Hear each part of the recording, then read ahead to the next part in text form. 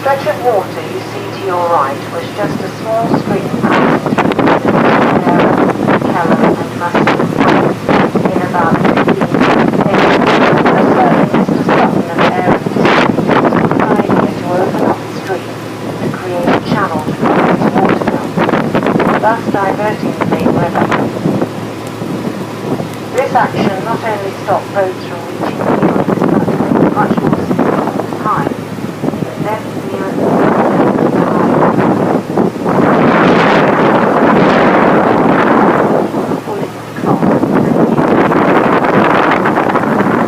so the mill owners took court action forcing Mr. Sutton to build and maintain a weir to ensure that an adequate flow could continue to Newark. Nowadays, the weir allows excess water in the river to bypass Newark, helping to prevent potential flooding in the town, rejoining the main river adjacent to the British sugar factory.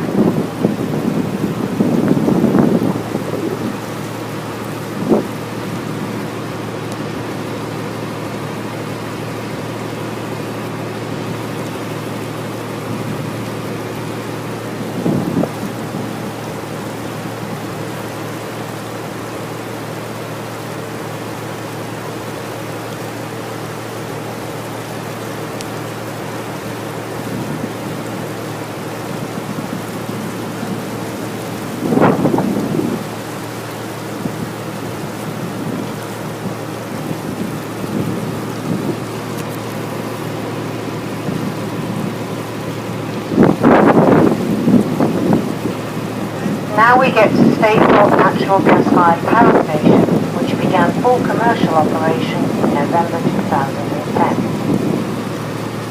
It can generate 1,650 megawatts of electricity, enough to power around 2.8 million homes. Staithorpe has been designed using state-of-the-art equipment and will reduce average annual CO2 emissions by up to 7.5 million compared to an existing coal-fired power station, reducing the impact of electricity.